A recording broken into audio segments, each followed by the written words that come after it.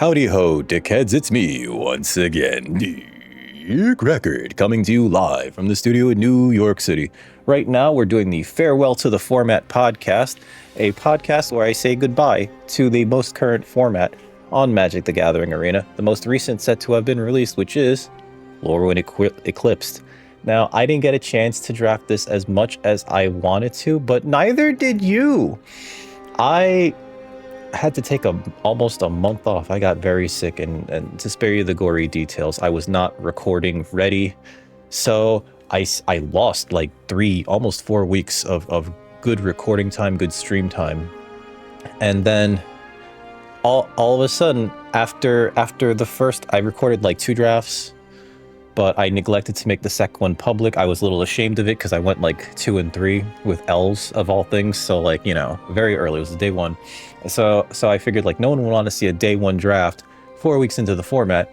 And this format only got, what, 7 weeks? So I found out a few days ago there's only like 12 days left of the format. So I started to cram. In drafts. I think I did like 5 drafts over the past 2 days just to learn more about this format. We're 65% of the set collected, right? And according to my wins, I have 67 packs to open with you guys. So we're going to open those together while we talk a little bit about the format. If you're still watching though, please thumbs up, like, share, subscribe, tell your friends, tell your mom I said hi. She's a nice lady, unless she's not, in which case you can have her. That's awful, I'm sorry. Let's see, I believe I did 8 drafts. I'm going to post up the information for that right here. Ignore that sealed thing at the bottom. I'm not good at sealed. Just ignore that. Pretend that you don't see that. My pool was awful, and I'm ashamed. But what's funny, I think, about this set was every time I played Kithkin, I trophied. I trophied 5 out of the 8 drafts, and it kind of felt like when I was in Kithkin, it was just like, oh, whoops, there we go. Okay, I'm in Kithkin because somebody passed me a Kinsbale Cavalier? No, Aspirant. Kinsbale Aspirant, or Eclipsed Kithkin. And that sort of thing always felt really good, right? To get one of those, like, pick 4, pick 5, right? This wouldn't necessarily move me, like the Dundulin Weaver.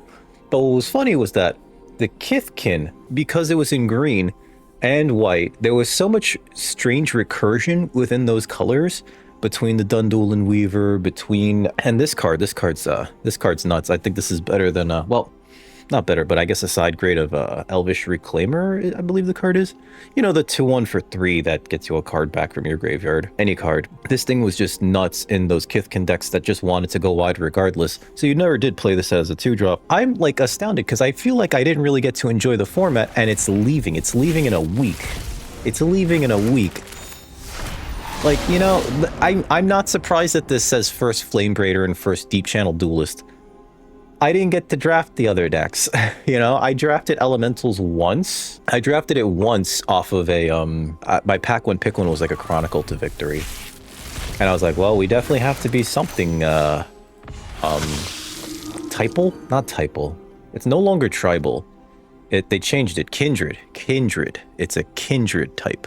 Now, I'm not going to get too much into that. I'm actually not even upset about that. I'm more upset that in like a week, we're all going to be saying, not all of us, a lot of us are not going to be saying Cowabunga as this Mighty Morphin, sorry, not Mighty Morphin, that's probably in like a year or 2, as this, hey, Chronicle of Victory, there we go, as this, is that a sliver? This looks like a sliver up here, right? That weird worm thing? Probably just a serpent of some kind.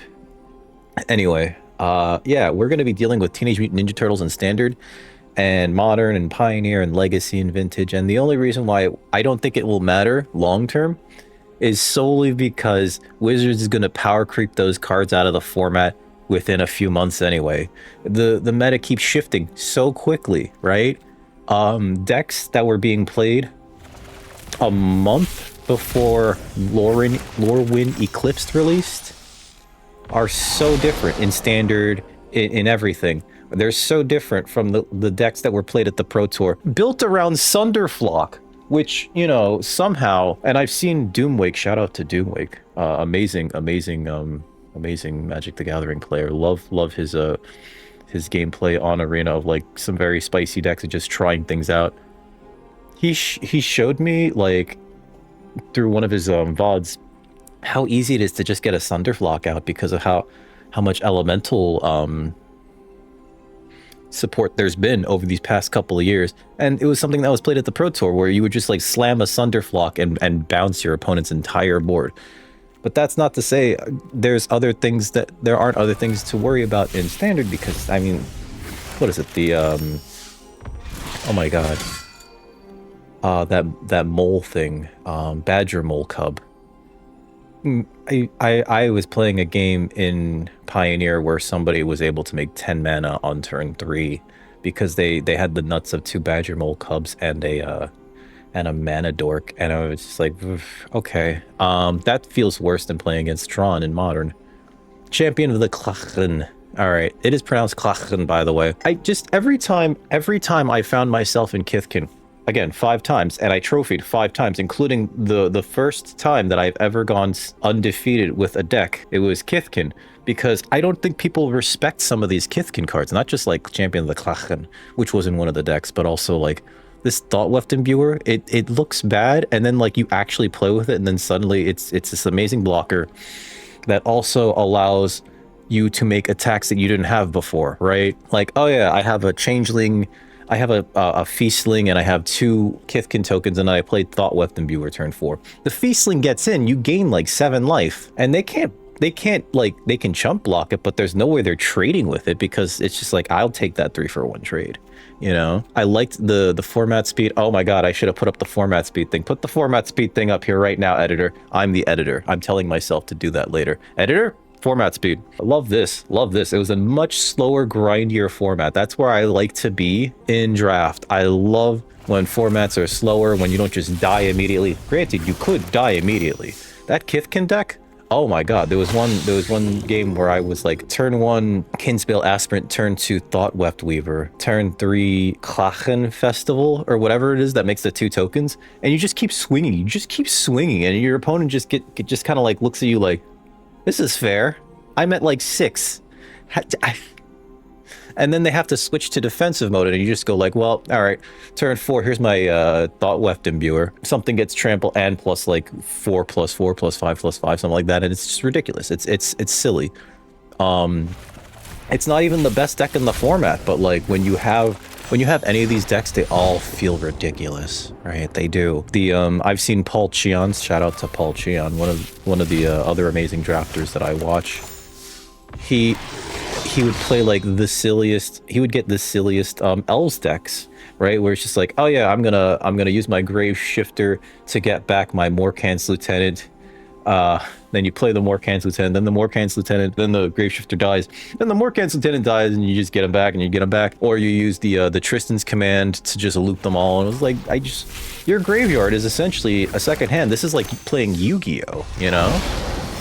I didn't get to play any of these silly elemental incarnations. Not that I would want to, because they were all on the off color pairs, which was another thing that I don't know if the limitation on color pairs made my choices more clear, or if it made it harder for me to draft. I did know that I needed to be in one of those typal decks, right? In one of those kindred decks. And one of the 5 main supported ones. Like, I was not touching blue-black, because fairies felt like a trap, right? There were a few cards that supported it, but those cards also felt like they should be in one of the other decks. There was, I don't even know what, oh yeah, green-blue was, this was actually part of Temur Vivid, which realistically, you were just playing elementals and then a maybe splashed for a Vivid payoff or something with your changelings. There was Black-White Blight, which didn't really feel like a thing, because even though it had a lot of graveyard recursion, it just, I don't know, it just didn't feel like a good deck. So like, those minor themes were just, they were there, but every time you saw someone play it, was just like, this is messy. I don't know, the support's just not there.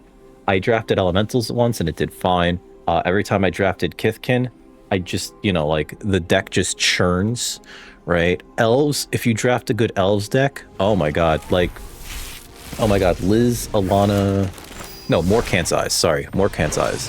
Oh my god, this is an amazing Elves pack, by the way. Champions of the Perfect, Morkhan's Loyalist, Prideful Feastling, Dawn's Light Archer. Absolutely insane. Absolutely insane. I lost my train of thought. That's not good. That's not good for a podcast. I'll figure it out. Here's a good point. Changelings. These changelings, they were at common. They were in every non-supported color pair, like red-green, right? Blue-black, black-white. There's one more. There's one more. Oh, Grasping Changeling, the 3/4 with reach. And they all felt fine. They all felt fine. They all felt like they had a good place on your curve. They were all C's, but they were the glue that held everything together, right? Like if you were playing Kithkin and you had a Prideful Feastling, that's great. You can pump it with your Surly Farrier. You can pump it with your Thought Weft Lieutenant. You can pump it with your Kinsbale. No, sorry, your Thought Weft Lieutenant or Thought Weft Imbuer, right? There were just so many things that you could just use to make that thing bigger and hit with. The same thing with Gangly Stompling, which was the 4/2 for 3 that had trample, right? If you made that bigger, it was just like, well, now your opponent can't even chump block this. The command cycle was nice. I think only one of them was an instant, which is kind of sus. I like when the command cycles are instant speed. It feels very weird when they're sorcery speed, and I know that they've been doing that for quite some time. In fact, ever since the first draft format that I ever played, got into, rather, not Eldraine. Oh my god, what is it with the students? Oh my god, we're going back there too. Strixhaven.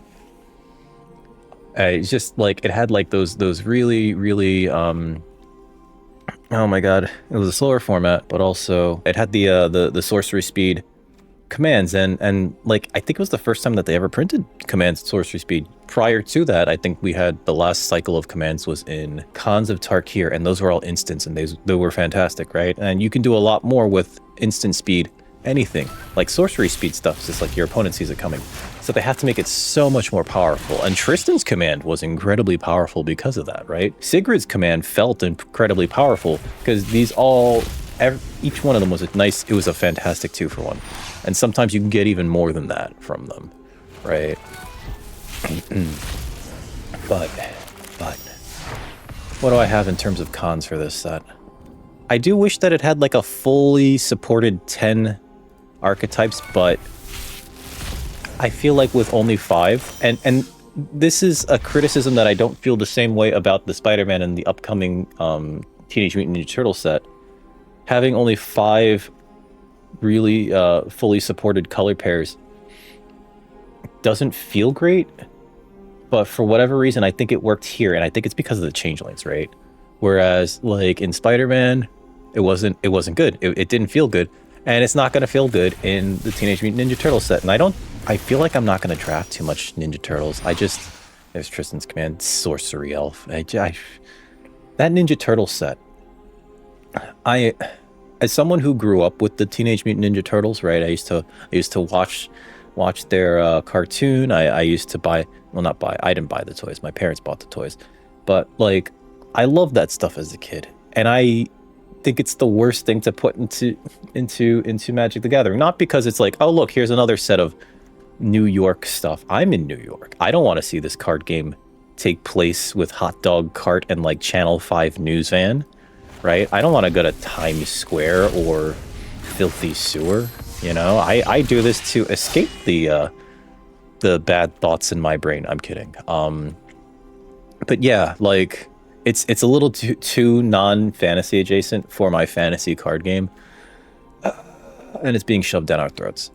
But the worst part about all of it is that, like, we know that the Turtle set, much like the Spider-Man set, was going to be a 70-something-ish card set, much like the Assassin's Creed set, the Assassin and the March of the Machine Aftermath set, right? And those sets didn't get forced into becoming draft sets. I did have a friend who was like very confused the first time he saw that Lord of the Rings was being brought onto Arena, but not Assassin's Creed as like a draft set. And I was like, there's only like 70 cards in the Assassin's Creed set, dude. And he's like, what? I was like, yeah, it's not a draftable set at all. The packs only have like 7 cards. You know, it's not something that you can play in a draft unless everybody gets 2 packs, and it's one of those like weird. I don't even know if it would be high powered. I don't think there's any synergy. There's definitely not like the signposts or the role players of draft, right? Like, I think in that set there was murder as a removal spell, I think, and then that was it, right? Of course, murder in Assassin's Creed, it's flavorful. March of the Machine Aftermath had this bizarre punch spell in green that cost less if it targeted a legendary creature. But nobody knew it was in that set. It kind of reminds me of Foundations, actually, where Foundations, suddenly you'll be playing a game on Arena in Standard, and like suddenly your opponent will just slam a ball lightning onto the table and hit you for 6, and it's like, what the hell? Because it's in Foundations. It's power crept out of the format. Like what was it? Karsi Revenant, I believe it's called. The 3/3 flying death touch lifelink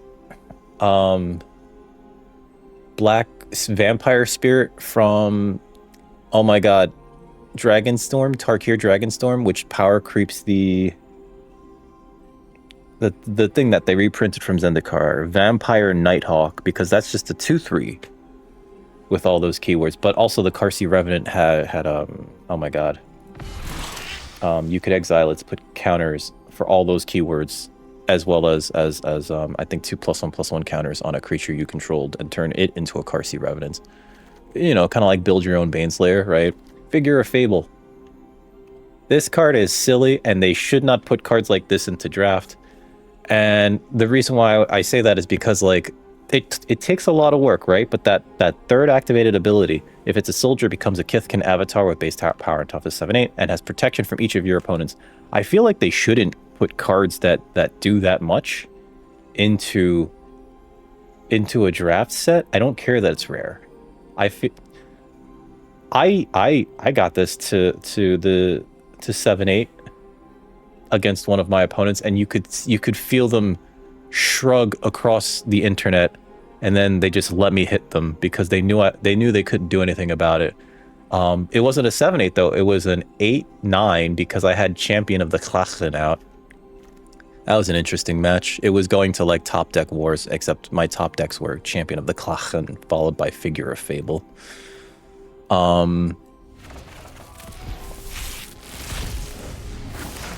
I am going to miss this set. This is a good set. This is a really good set. There were interesting things to do in it. It was more grindy. The ability to turn -1/-1 counters into a resource was very interesting, actually. Any of the Tree Folk cards that were in this set. Oh yeah, Tree Folk was like a minor theme in the Abzan colors, right?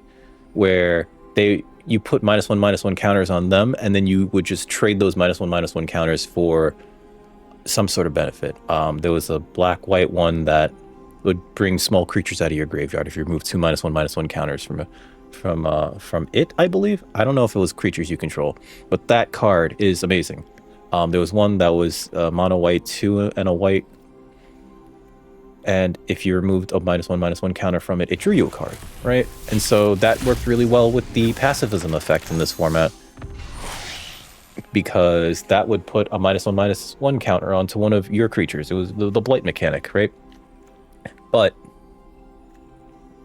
sometimes it was really hard to like utilize the blight mechanic in your favor, but there were good uses for it in like all the colors, like Cinder Shot, I believe it was. 1 mana red spell, 2 damage to any creature, or if you blight one, it's 4 damage to any creature, but it's 1 red mana. I don't think they've ever printed such a efficient removal spell in red. 4 damage. It's sorcery speed, but 4 damage for 1 red mana. You're crazy to not put up a -1/-1 counter on one of your creatures to achieve that. You know what I mean? Like, it gets rid of so many larger things in this format. It kills Dawnhand Eulogist, it kills Torchmaster, it kills Peddler, it kills Brawler, it kills this thing, Gristle Glutton, right? It kills that 5/4 elf that you can pay 1 and a hybrid green black when it's in the graveyard to make a 2/2 elf token. It was just very good. And I usually can't say that about removal in red. This set had really good removal in red. There was Sear, which was instant speed 4 damage for 2 mana, which was about the same level as like Cinder Strike, right? There was a 4 mana 5 damage with Exile in red. Usually I can only say like the removal in red tends to be lacking. I know that some people don't like removal in blue, but Blossom Trap, something like that, was actually really good. Granted, the champion effect cards, Champion of the Klachen, Champion of the Perfect, Marrowvine Champion, the cycle of those, I almost said tribal. It's not typal, it's kindred. The cycle of those kindred champions made you champion a creature, and so it would save it from like a Blossom Bind Trap or something like that, right? So those cards weren't the best, but you know, those cards always function well, and not everyone's gonna tell themselves like, oh yeah, I'll put in main board enchantment and artifact hate. I'll keep this disenchant in my deck. You know, like those are always sideboard cards, unless your draft went really south and then you have to play Broken Wings in the main, and it's like, oh, look, they even had Tweeze in red. Tweeze was like great. It's any target. You can go face with this. Completely forgot about the Giants. This was a theme in red white where there were these massive bodies that had -1/-1 counters, and it was just another way to get value off of your blight effects, right? Because you could, as an activated ability, take counters off the creature to then do another thing, right? And it was always beneficial, like target creature gains flying or target creature can't block, right? These were great. And the body that you end up with at the end of it, like this is a 5 mana 6/7 with 2 -1/-1 counters. So it enters as like a 3/5? A 5 mana 3/5 is okay. But if it's late enough in the game where you can activate this immediately and essentially just throw one of your creatures at your opponent, it's not even a fling effect. Like, you get to keep your creature, you know? I never got to play Merfolk. I wanted to. I was very close to drafting it early, and then it just didn't happen. But I kept finding myself in Kithkin. I don't know. I'm gonna miss those little guys. I'm gonna miss this set. I can't believe we're only getting 7 weeks with this set. It's a shame, just so that they can cram Ninja Turtles down our throat. And I think that's like the main issue that I have with the next set. I still have to record the farewell to the format. I still have to do like a draft or two. Maybe I'm wrong. Maybe it's actually fantastic, you know? They did that with the Final Fantasy set, but the Final Fantasy set was in development for years. This Ninja Turtles set was not. They took their 70 card set and they crammed in a bunch of draft role players, right? Like white always gets some sort of pacifism effect or some sort of exile effect if the enchantment stays in play, and typically also gets X damage or destroy target attacking or blocking creature, right? Red always gets its removal suite of like small removal spell, big removal spell, and very, very efficient removal spell at uncommon. Black gets destroy small creature, destroy big creature, and destroy anything, but this costs like way too much. Actually, we didn't get that in this set, did we? Like, what was it? And like I think back to, oh my god, what was it? Midnight Hunt? Or it might have been the one after that with the vampires. I think it was the one after with the vampires where black got a 6 mana removal spell. It didn't even exile. I think it was like destroy target creature, create 2 blood tokens for like 4 and 2 black mana. And it was like not good, but you would play it because it was like, I guess, I don't know, I have nothing else, but I really don't want to be playing this at the top of my curve. I want to be playing like a 5/5.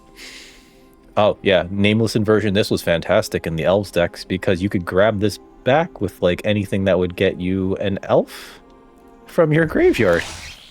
Morkant's Loyalist would die and bring you back your Nameless Inversion, and then you would murder something of theirs, you know?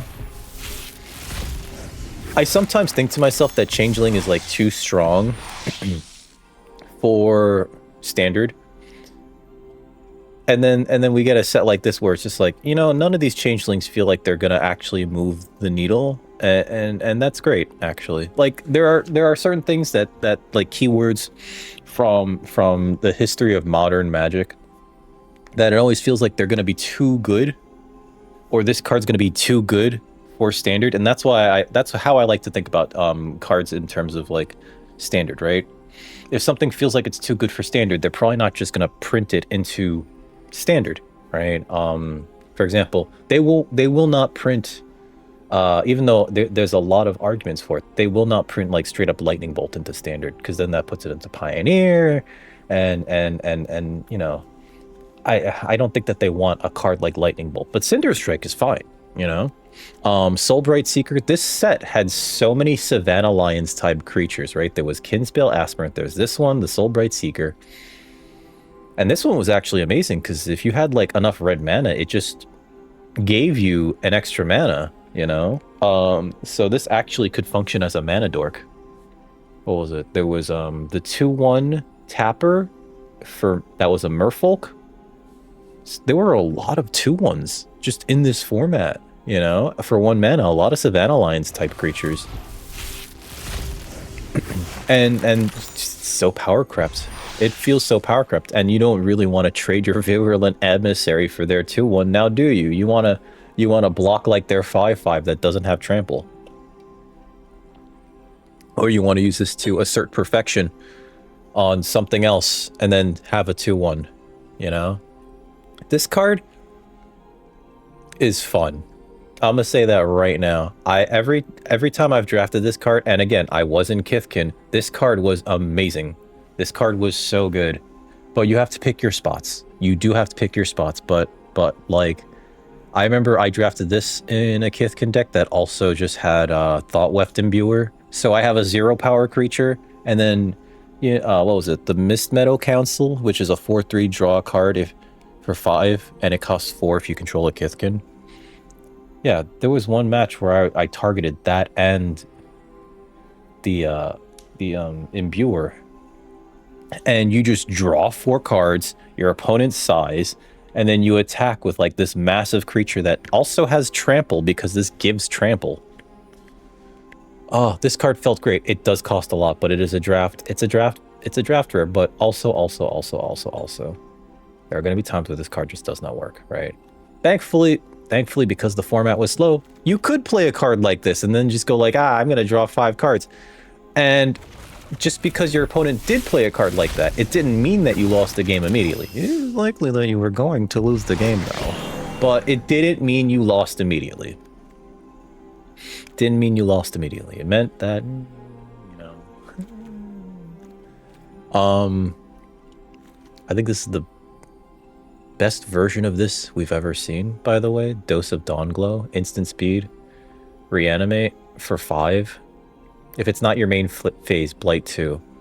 I don't mind blighting 2 onto a 9/9. That, like, you know, like, you could just to get Valgavoth back. Ah, that's insane. What a nutty card. I wish we had more time with this. Like, cramming all of those matches in such a short period of time was like some of the funnest gameplay I've had in Magic the Gathering since falling into Pauper. You know, and I love collecting Pauper cards because I love Old Border cards, and there's a lot of the decks that I like that have those cards in Old Border, and it's just like, yeah, we're playing that. Blossom Bind, that's what it was. Blossom Bind. Oh, you know what's also funny?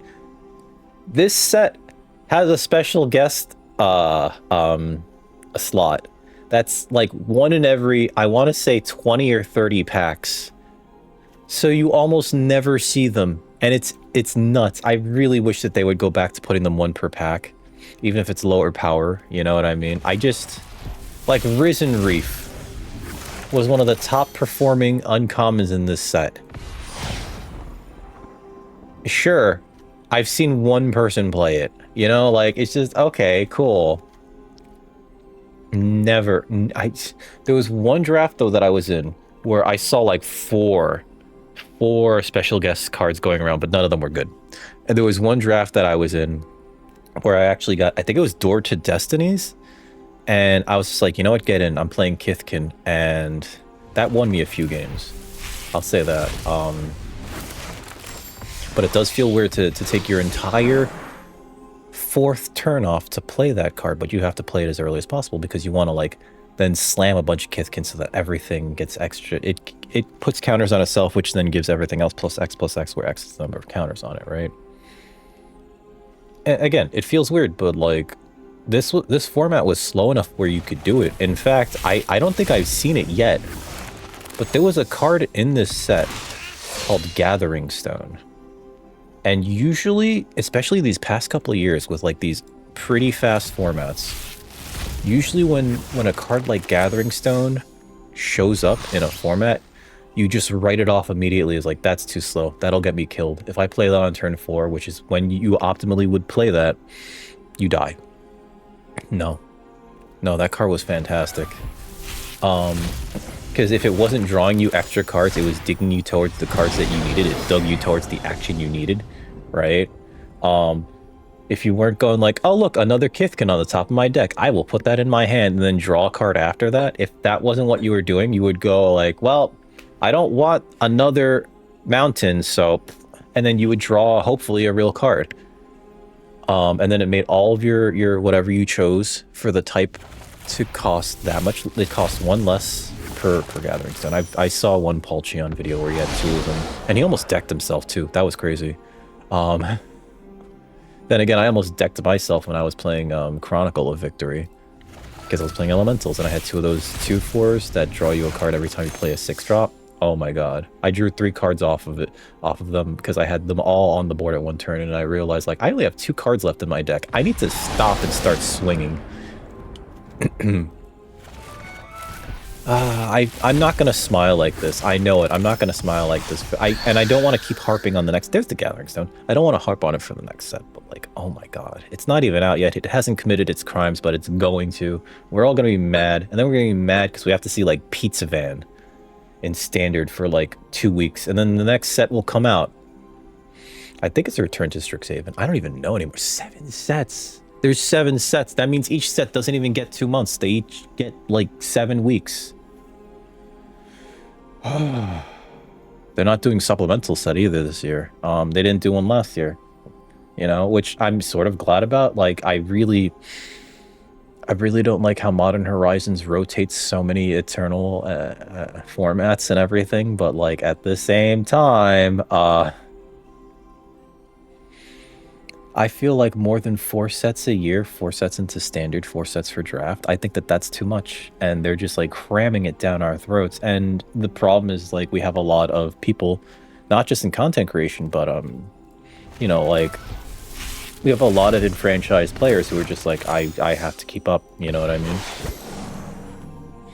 There's nothing wrong with having a hobby, but like it does feel like you have to buy the stuff, you know? And so they make their sales and they make their money.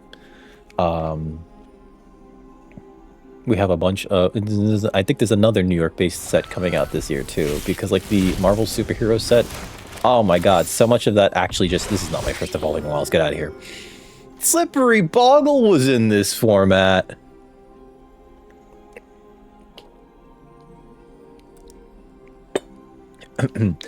Excuse me. Slippery, what are you doing here, Boggle? It's a beast too. It doesn't even fit with any of the tribal themes. There's not that many enchant creatures, and that's not a theme in the set either. This is a weird play. Like, I understand Risen Reef, or rather a weird pick, because I understand Risen Reef being in the set. I do not understand Slippery Bogle. Boggle? Bogle? It's Bogle. It's Bogle. It's Bogle. Because Goggle is double G. So single G is O. Is like a hard O. Bogle. Someone leave me a note in the comments telling me how fucking wrong I am. Hi, Perfect Morgan. Insane. I just, like... I also...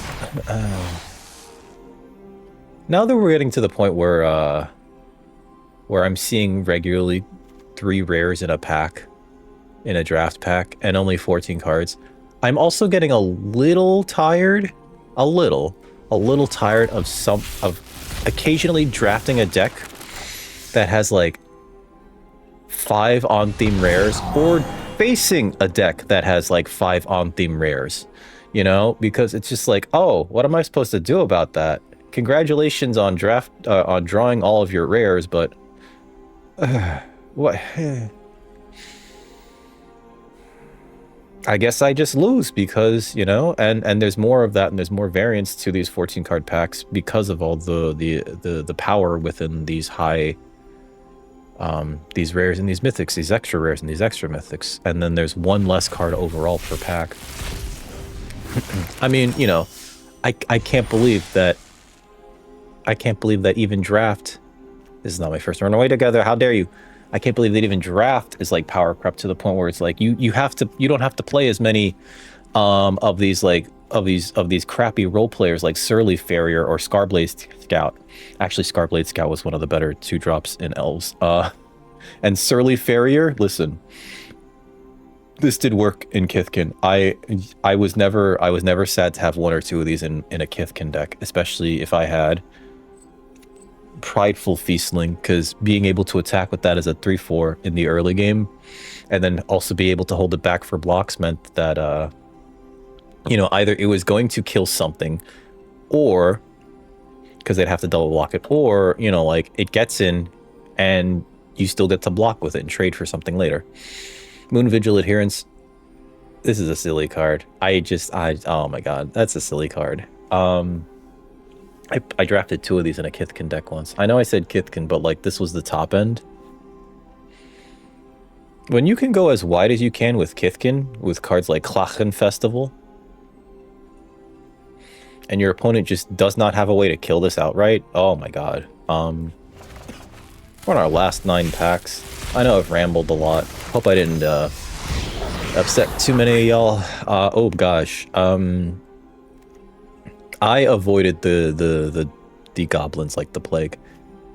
I tried so hard. So like it does make sense that I didn't end up in any of the goblins decks whatsoever, but yeesh, like this I just, like, if I saw this pack 1 pick 1, I'd take it if nothing else was better. But I think there was a draft that I did where this was in there, and so was the Prideful Feastling, and I took the Prideful Feastling instead of this, and then ended up in Kithkin, and again, trophied.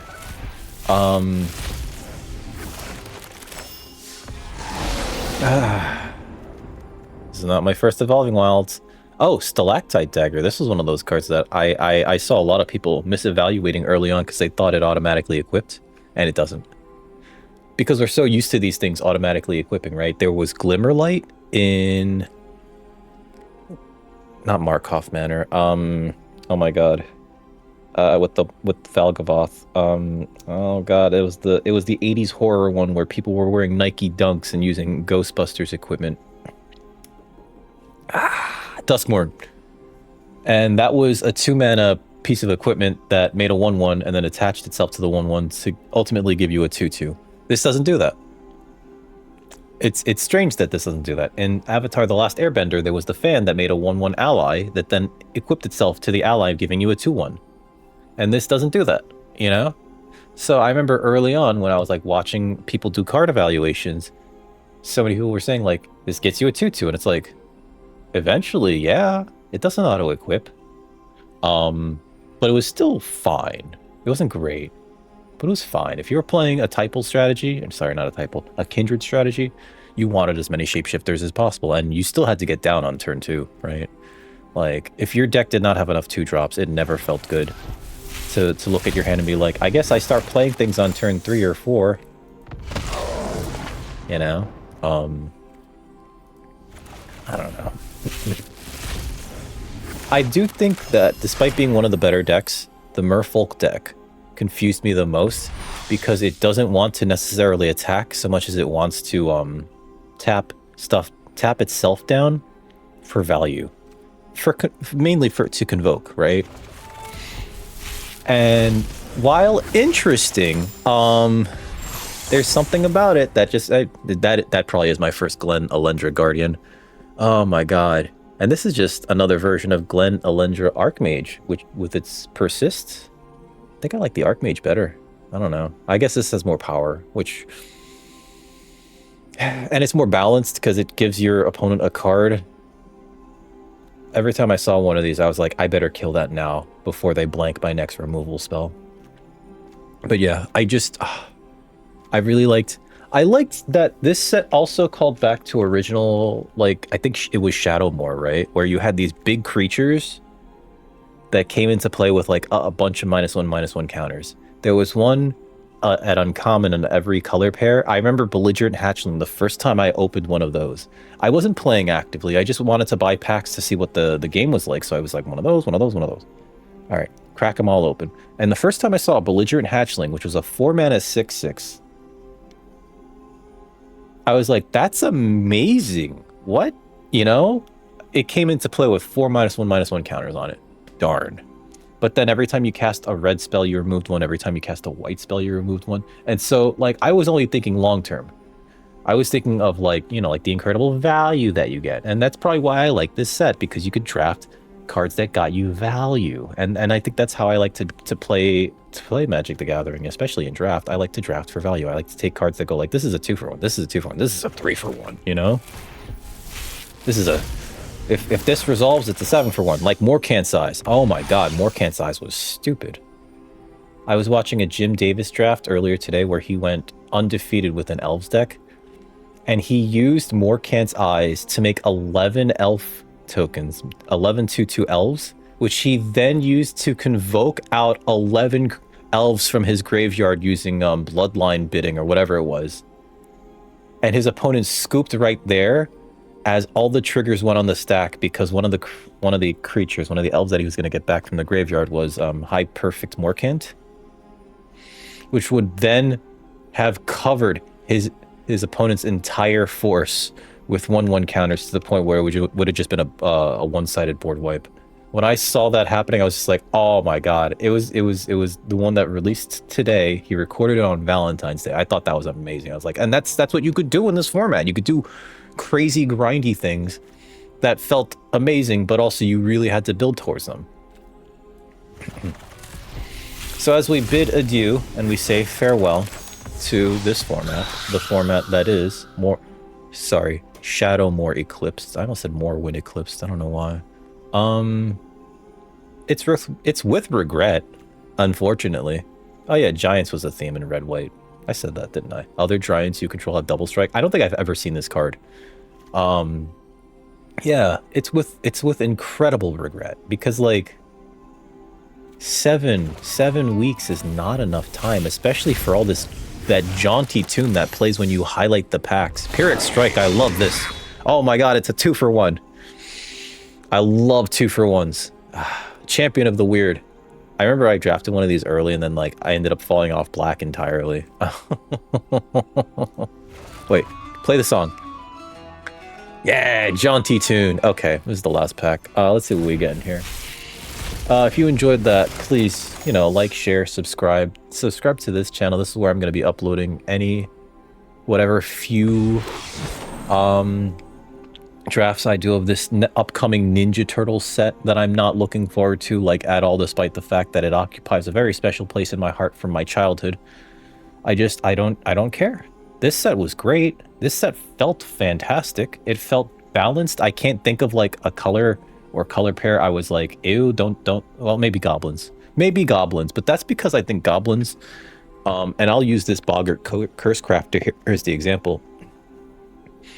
And it's a great thing to end off on.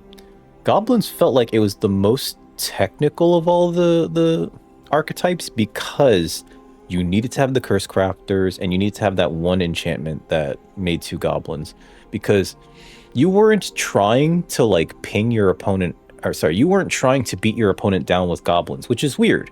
Usually, you know, the Mogs get down and they want to run to the end zone. But in this set, it felt like you wanted to have like a really wide board, and then you wanted to get in when you could, but then ultimately, either with like Champion of the Weird or something like Boggart Curse Crafter, you wanted to turn all of your smaller goblins into ping ping ping ping ping ping ping ping ping, right?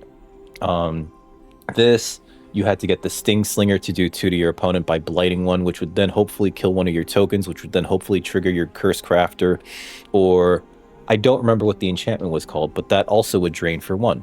And so you wanted to have like a bunch of these going on at the same time so that you could just ping your opponent out. And that sounds, it's cutesy. It's a little too cutesy. It's also, it doesn't feel like that's what Goblins wants to do, right? It just feels like Goblins wants to go wide, and it could with Sour Bread Auntie, and it was a 3-mana 2/2 that made a Goblin token.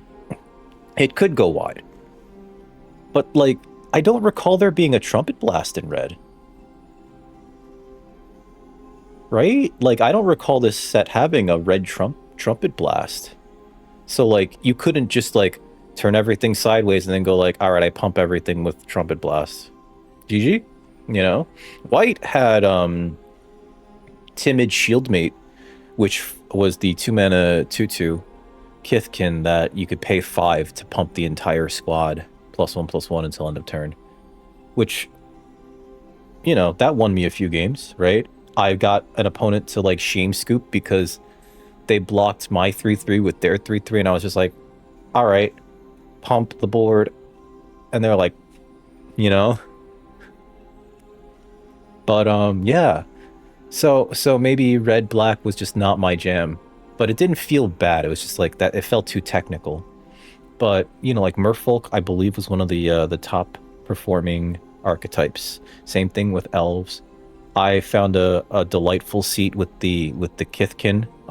Even though they have those creepy glowing eyes sometimes, like when it's the eclipse or whatever. I don't know the lore. I don't. I actually wasn't here for Shadowmoor, original Shadowmoor, and original oh my god, Lorwyn. But I did watch the Spice 8 Rack video that told me how to pronounce Klachen, okay?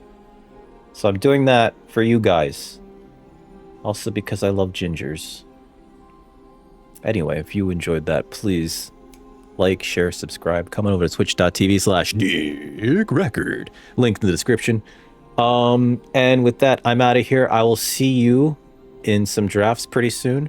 You can find me complaining bitterly about how Leonardo is not, he should be in the color white, and he's probably in the color red or something. I don't know. He shouldn't be blue. I know that. I think Donatello is blue, but he really should be. And that actually does fit, like, right? Like Donatello does machines, right? And Michelangelo, there's no yellow, there's red. Raph is red. That makes sense. Michelangelo should be like red white, but Raph should be red white because he's like the more martial one. But then Michelangelo and I'm gonna beep beep beep spoilers. I'm not actually gonna say the spoilers. I respect everyone too much. I actually wish I didn't have this spoiled, but also like it's my own fault I didn't read this 20-year-old comic, The Last Ronin. I think it's 20 years old, so I'm not gonna say it. I want you guys to read it and enjoy it for the first time. I haven't read it, but I know like part of the ending. It's like, come on, curse of knowledge, right? Anyway, thanks for watching. Take care. Stay safe out there. Don't eat yellow snow. And remember, if you're not here, you're dickless. Have a good night, folks.